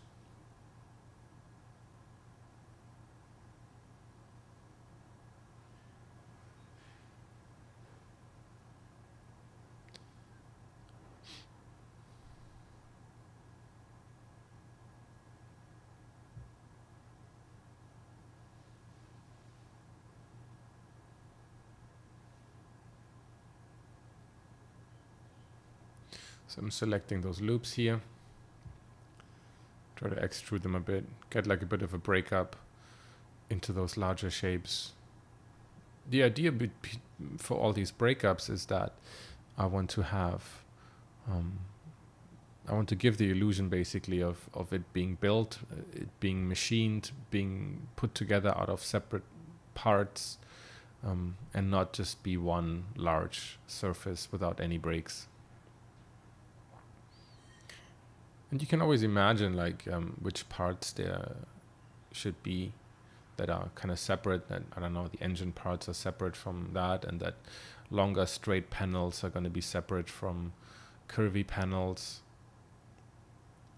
Kind of like imagine like what parts could be because for everything built there's a reason behind how it's built. It's usually about cost savings and repetition of the same kind of pieces in a production line, in a production line, so that they can program some kind of machine to spit out the same kind of part efficiently and quickly. Because for example, the company that built the imaginary company that would build this ship would probably build like hundreds of thousands of these ships. So sometimes it helps to kind of imagine these things and come up with with a reasoning, with a mechanical reasoning for, or even like a production focused reasoning why certain parts are built the way they are. And if you look at anything built, if you look at cars, if you look at anything that humans build in factories, there's a way how these things are put together. And while we might not necessarily notice that consciously, it's kind of, I think our brain picks up on these kind of things, and once we ignore these kind of signs, then it suddenly, something wouldn't look real to us anymore. So the way that there's like certain cut lines in cars where, I don't know, the hood or the trunk opens, and then also how certain parts of the surface of the chassis are cut in a way so that humans or machines or robots can put them together, and they can be separately built. And once you ignore those cut lines, and the car looks like it's made out of like one continuous piece of metal, then it just suddenly doesn't look real anymore, because we're just not used to it. We know that we see every car, and it has that is on the streets. And once you remove that from the visual experience of something you design, then it can look odd at times and unreal. But it can also, on the contrary, be something that can give us an opportunity to design something alien once we actually completely ignore that kind of machining. So if you want to have something like completely alien, then we can choose something that is actually very different from how humans would build something. So now I'm just trying to break up that front part a bit. It was too uniform, just repeating the same elements. So I'm just trying to take one of them, scale it up a bit, and get something different in there. The aim of this part of the design process is just to get the image, the design to a certain point where it's kind of overall more or less cohesive, and I feel comfortable in bringing it into a render engine, whether it's like the internal one or a plugin or an external render engine. Whatever you want to use, doesn't matter. They all work fairly similarly. But I want to bring this entire ship to a certain level, so that to an overall cohesive level, that I can start the shading process, and then defining some materials and colors and material breakups and everything. And then that will help me make further changes and give me hints at which part I need to develop more, and where it's lacking. Because sometimes it's hard to see right now if the back part, the engine part, is that going to be enough, or do I need more geometry in there to give the material breakup in a different part. So yeah, I want to be focused mainly on just getting it to a certain state, and then I'm going to adjust and add more geometry or change my geometry later on, once I've spent some time in the render engine and did a little bit of look dev. I'm also just going to, later on in the next video for the next month, I'm going to start selecting materials and where they cut off and how they relate to each other, based on an idea, on a gut feeling, more or less, and then later on that will probably also be adjusted. So just need to understand that. I think it's good to understand that we're not working on the final right now. So this is maybe just one final, but the final is going to come later, and we should always be prepared that we might need to make changes, and that nothing we're doing right here is absolutely set in stone, so that later on when we see that something doesn't work, we are not just leaving it and say like, oh, okay, it doesn't work, but well, what can I do? I don't want to go back. We should always be ready to abandon what we've done so far, in a reasonable way, of course, and then opt for a better alternative once we see that it doesn't work. Trying to create some more paneling here.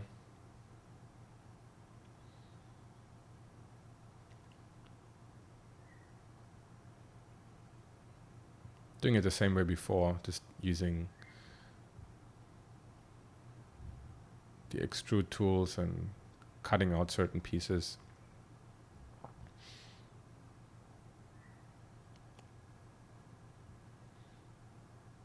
Creating some more funky insets here. Whatever that could be, that looks pretty interesting.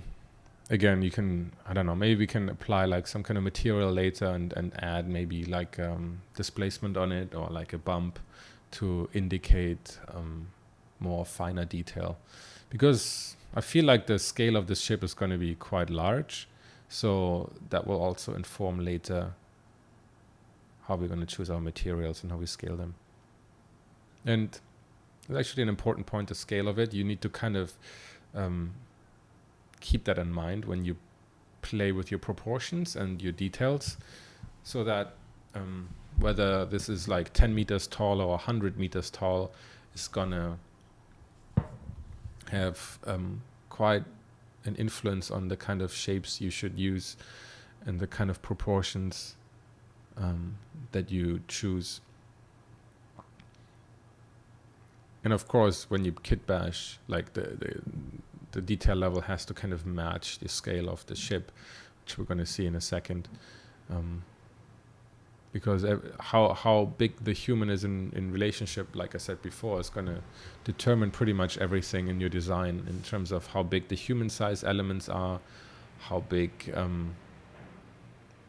entry points, exit points, handrails and everything is, and also thinking a bit about what the cargo could be for this.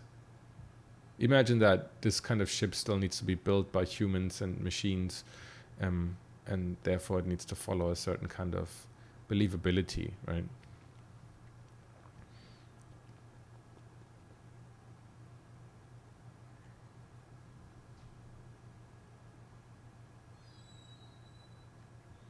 Trying to kind of break my shapes up here a little bit, cut some out, copy paste, cut and paste them, and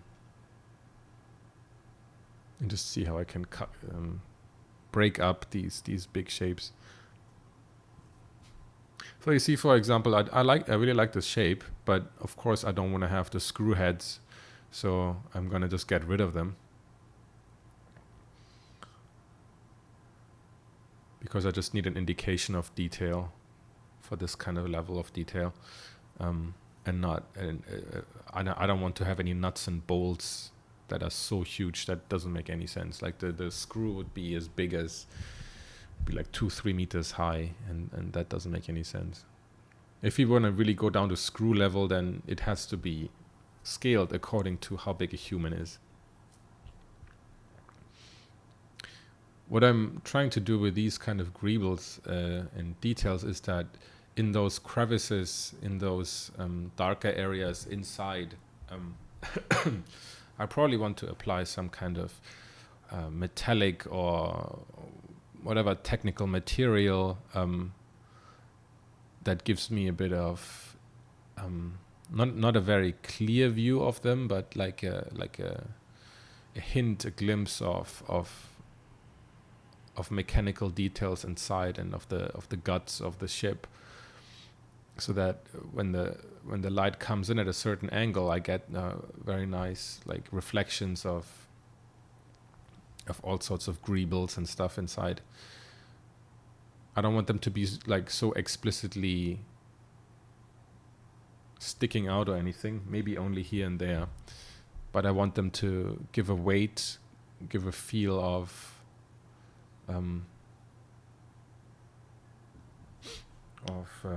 something built, something real. And for that, I'm just going to use like not like one single one, but again a stacking of several objects. Also several shapes of like more angular ones, straight ones, circular ones, thin, thick. So the usual kind of rhythm, the usual kind of variety that I want to have with all my parts of a design. So you see, once you have like a good preset library, you can really just drag and drop, and it doesn't really interrupt the design workflow, the thinking process. If you have to go to like your Explorer or Finder or whatever, and then search around, and you don't know how it looks like, and search for it, and then you're wasting time, and you're totally out of your thought process.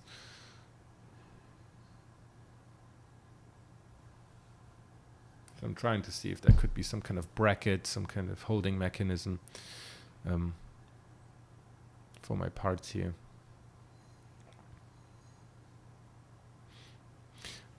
Depending on the kind of thing you choose, like if you want to have a very like NASA style ship, of course you wouldn't choose these kind of details. You probably would choose something more realistic, like that you would find in contemporary space travel.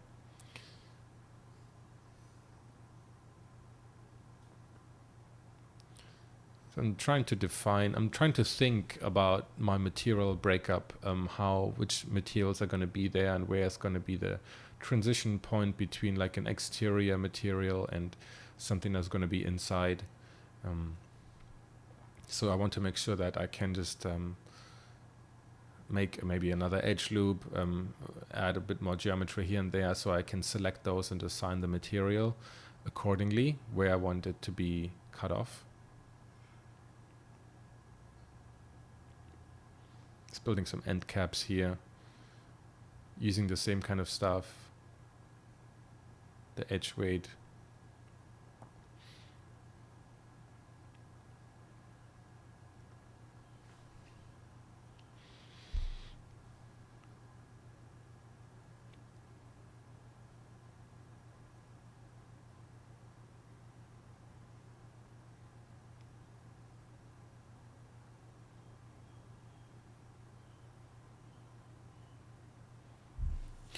So of course, all these things, all these very basic modeling techniques, I think you can use in whatever program you want to use. You don't have to use Modo. You can use Blender, you can use whatever you feel like. There's really nothing different. I think it's more about, again, it's focusing on the process, focusing on the design, and just not be a slave to what a certain tool does. I very consciously chose to do this in a different app rather than maybe something like Blender, because people might get the idea that I'm advocating Blender here, and that's like the be all end all, and that everybody should learn it. But it's really not about that. You can use whatever you want, as long as you always focus on the design process. If you focus on the 3D part too much, I mean, there might be the danger of becoming just too technical at some point, which is also beneficial, but I think you always want to have the right mix of technical expertise and also creativity, of focusing on ideation, variation,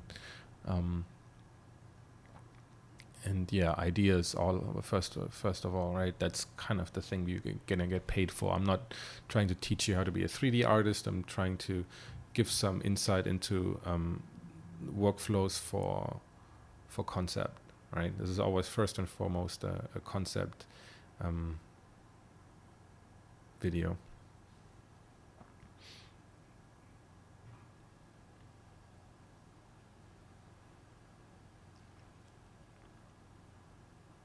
And I always get lots of comments about how to do certain things better.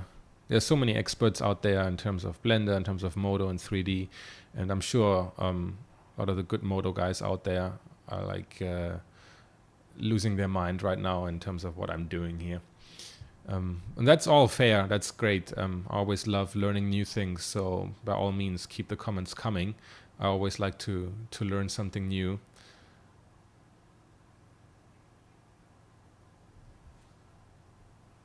So I hope you forgive me if I do one or the other mistake or doing things in a very inefficient way. I always just try to follow what my brain is kind of trying to do, and a lot of the very technical bits of 3D sometimes are very hard to integrate in the workflow and even come up with certain kind of ideas on how to design something. Whereas I'm trying to be very visually guided and just think like, okay, if this needs to be bigger, then I'll make it bigger, and not often think about the most efficient, best way how to make it bigger.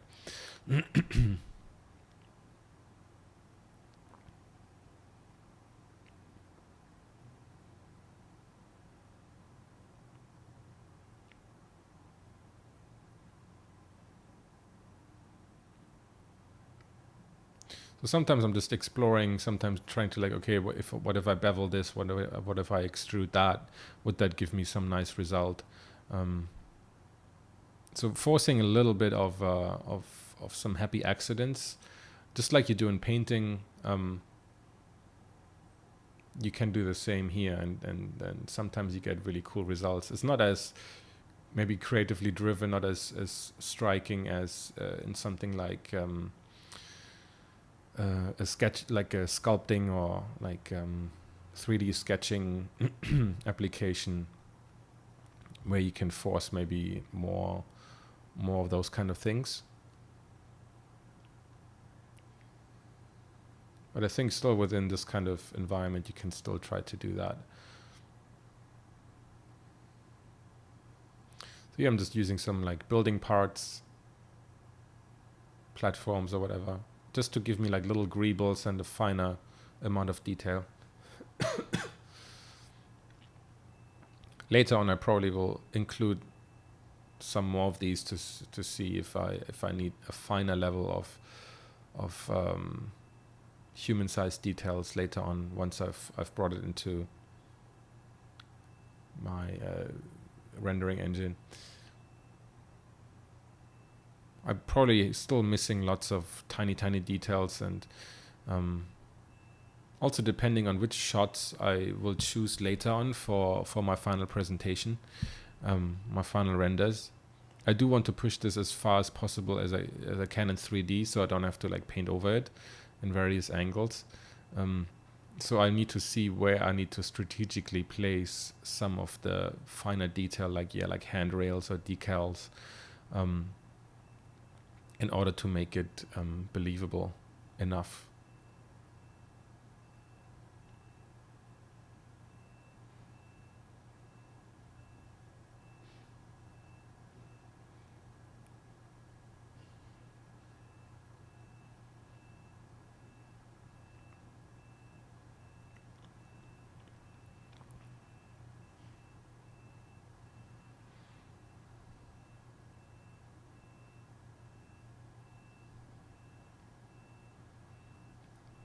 That model inside probably looks completely horrible right now, but it doesn't matter. I'm just concerned about the visible part on the outside. As long as it doesn't take up too much polygons, or if it doesn't break anything on the exterior, I don't care what really happens inside.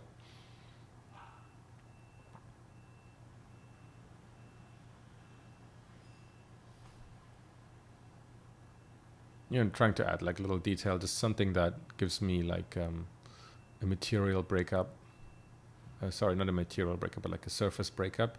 Whatever it could be, there could be some kind of sensor array or something, who knows, right? Just to get a bit of a break in the material, and it's going to look quite nice, I think, once we apply a shader. Having a look around, see where else we could use some breakups. I think that mirroring got lost in a crash earlier. Just need to kind of just quickly redo that. Apps will crash, and So you need to save often, and also maybe activate some sort of autosave function, because you never know. The apps will always crash. So some do, some more, some less, but you're never going to be safe, especially if you do modeling operations and other things that really were never designed to be done that way.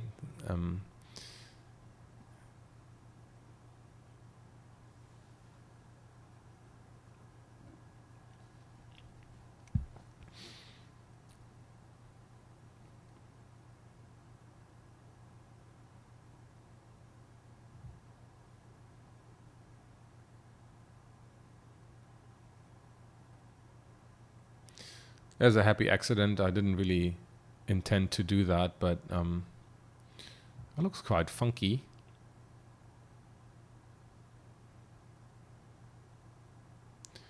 Whatever this could be. Some kind of little detail intake thing.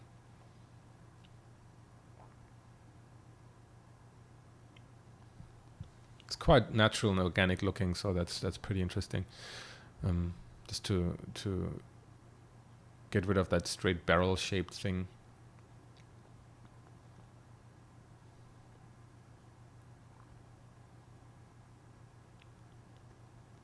I don't want to overwhelm the surface with details, like very even details or something. I want to have a nice balance of maintain balance of where the details are, and again have large areas of no detail and then small areas of high frequency detail.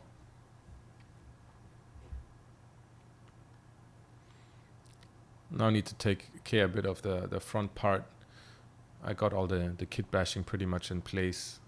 I need to see what I can do about the front, and then I think we're at a stage where we can bring it into a rendering program and start the process of shading and materials. But that of course will be part of next month's tutorial. So I hope this month's stuff will give you enough stuff to think about and enough time to experiment building your own ships and building your own cool shapes and sketching a lot.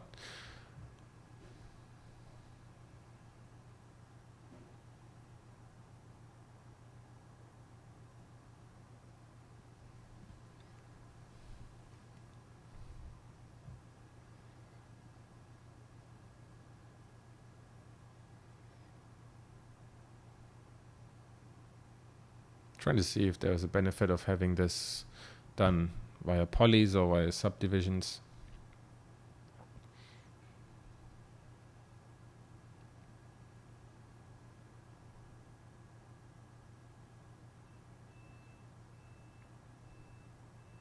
I'm also not very good with shortcuts, keyboard shortcuts, so you see I'm just doing a lot of things manual. Probably a bad idea, but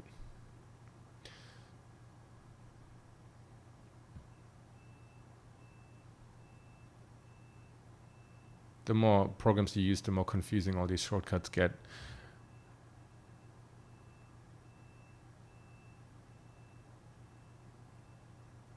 So here I'm trying to figure out some kind of division here where I later on can apply different materials based on those polygons. So I'm actually drawing basically like a graphic line in there, so I know where later to cut, to assign different materials.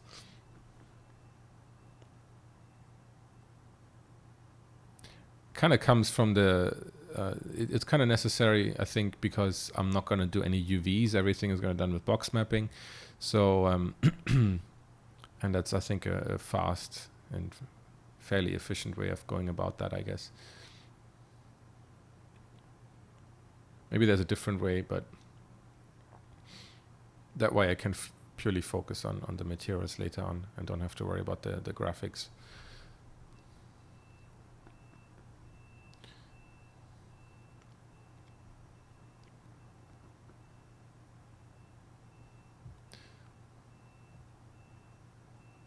We'll do a little bit more kit bashing in front. play around with the shapes.